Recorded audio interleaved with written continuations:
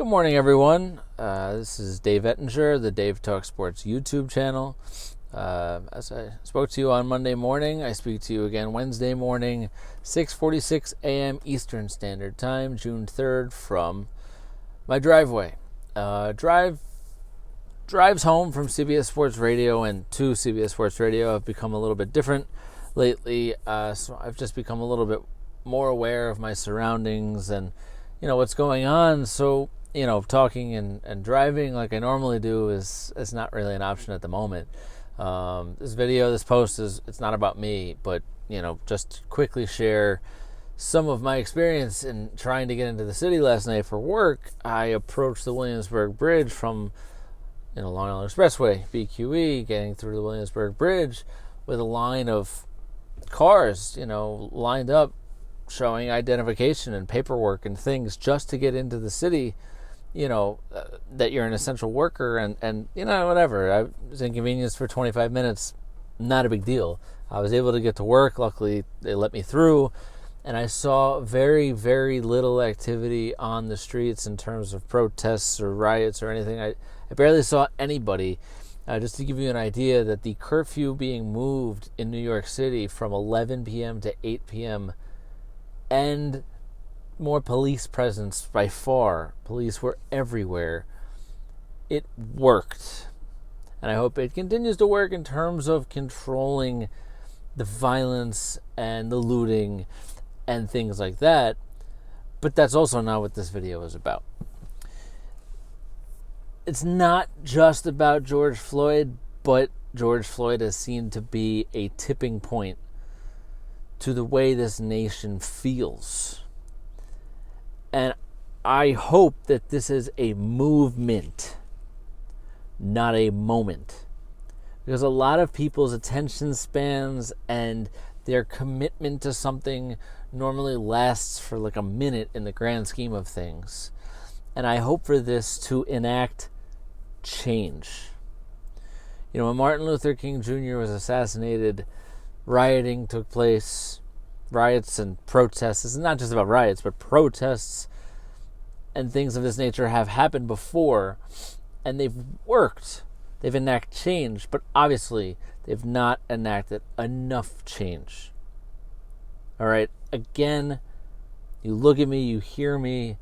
I am a white male. I cannot understand, and I never will understand what it's like to be in the skin of an African American person. I can't express that to you.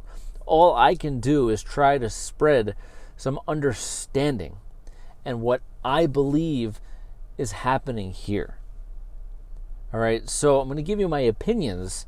It doesn't mean they're all right, because again, I'm not an African American. I have African American coworkers and friends, and I've grown up around people of other races, ethnicities, cultures, religions, and to tell you a little bit more about myself, outside of the fact that I'm just a 34-year-old Caucasian male who works at CBS Sports Radio, I was born half Jewish, half Protestant. I know that's not what you're born, but I'm born into a family of half Jewish, half Protestant from my parents, raised mostly Jewish while celebrating both major holidays of sides of Hanukkah and Christmas. I didn't denounce any religion in any way, but I've, since becoming an adult, converted to Catholicism to have that unity, that solidarity within my family, my personal family that I have in this house behind me. My wife was born in Mexico, my 4 children, and my dog Jordan, of course. My niece and nephew live with me as well. And my child from birth, who's 1, is now half American, half Mexican.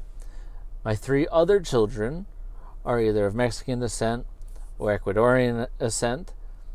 And we are an example of a melting pot, that exists in this one house.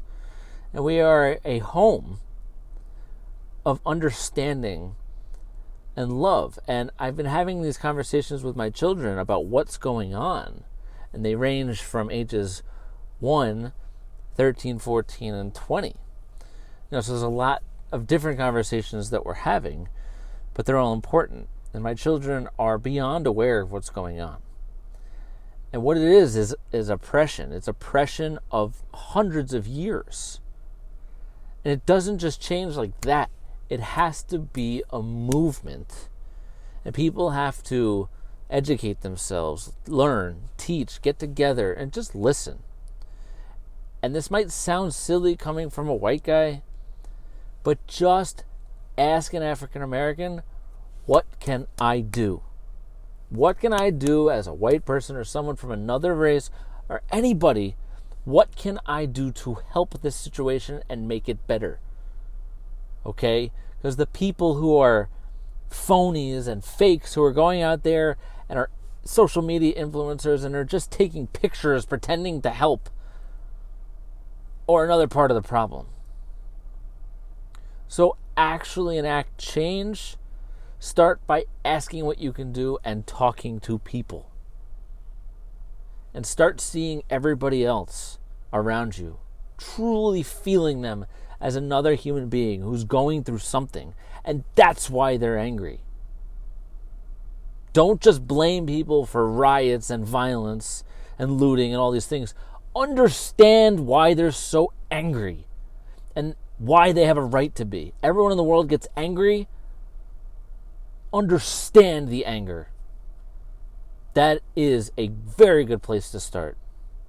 So I hope this again helps in some way. I'm going to continue talking about this whenever I come home from work, and I hope that this helps in some way. Please subscribe, please like, but most importantly, please comment below the video and start a conversation from this. Let's talk to each other. It's Wednesday.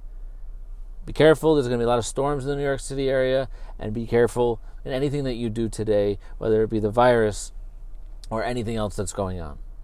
So enjoy your Wednesday. I'm Dave Ettinger. Take care, everyone.